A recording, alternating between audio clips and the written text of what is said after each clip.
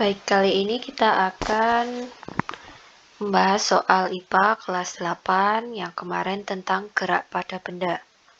Coba diperhatikan soal yang nomor 1. Di situ ada sebuah gambar, perhatikan gambar berikut. Ya. Nah, ada Andi melepaskan kelereng tanpa kecepatan awal dari titik A ke titik D. Jenis gerak yang tepat dari lintasan yang dilalui kelereng adalah, kita lihat kelerengnya. Kelereng dari A ke B.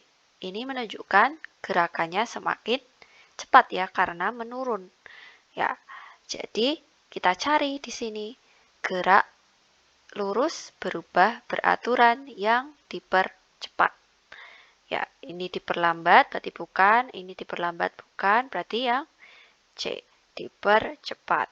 Kemudian di sini dicek. B ke C itu gerak lurus beraturan, benar. Kemudian C ke D itu gerak lurus berubah beraturan, itu diperlambat, benar ya. Kalau naik berarti diperlambat. Berarti jawabannya untuk yang nomor 1 adalah C. Kita lanjutkan ke yang nomor 2. Mobil bergerak dari kota A ke kota B selama 1 jam. Jarak A ke B itu 60 km. Berapa kelajuan mobil tersebut? Nah, untuk penyelesaiannya kita tulis diketahui terlebih dahulu. Yang diketahui, yang pertama adalah jarak. Jarak dari A ke B itu ada 60 km.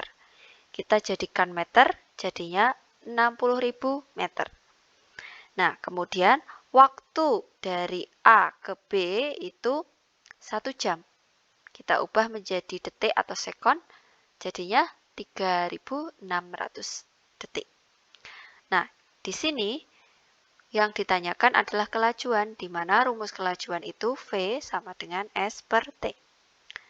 Ya, V-nya ini kelajuan, S-nya ini jarak, jaraknya tadi 60.000 meter.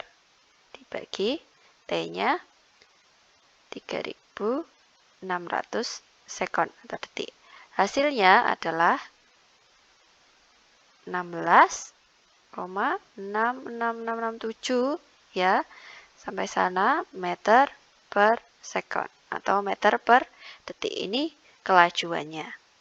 Nah, kalau misalkan kita menuliskan 60 km per jam itu bisa tidak bisa. Namun untuk kelajuan ini satuannya yang baku adalah meter per sekon atau meter per detik.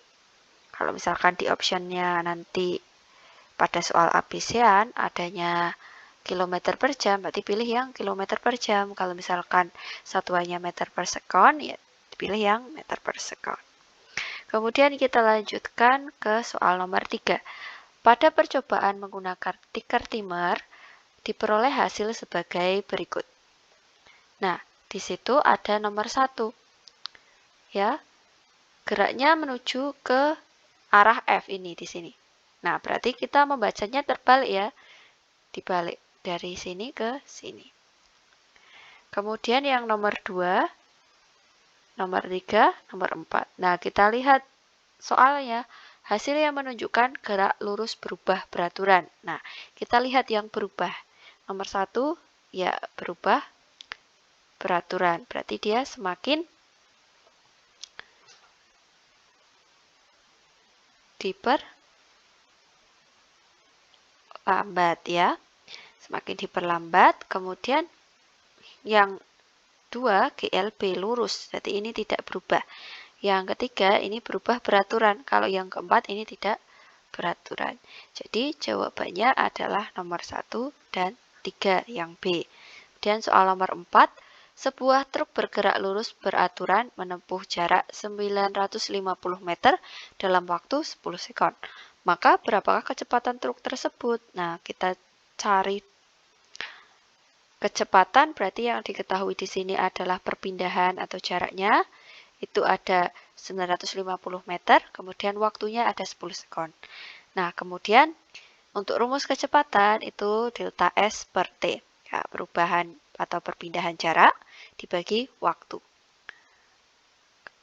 Jadi kecepatannya delta S-nya tadi 950 meter dibagi T-nya 10 sekon.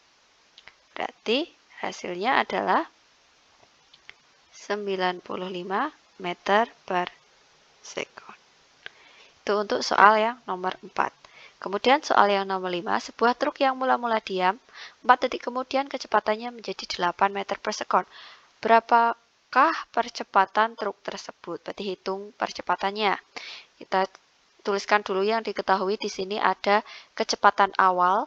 Kecepatan awalnya adalah 0 ya, diam. Yang tadinya diam berarti 0 meter per sekon. Kemudian kecepatan akhirnya ada 8. Nah, waktunya selama 4 detik selang waktunya. Yang ditanyakan adalah percepatannya. Ya, kita jawab, rumus percepatan adalah delta V atau perubahan kecepatan dibagi delta T selang waktu. Nah, kita cari dulu perubahan kecepatannya. Perubahan kecepatan dirumuskan dengan VT atau kecepatan akhir dikurangi kecepatan awal. Nah, kecepatan akhir di sini ada 8 dikurangi 0. Jadinya 8 meter per sekon. Jadi untuk percepatannya delta V atau perubahan kecepatan ada 8 meter per sekon. Selang waktunya ada 4 sekon. Jadi kita dapat 2 meter per sekon kuadrat untuk percepatannya atau meter per detik kuadrat. Oke, kita lanjutkan pada materi selanjutnya.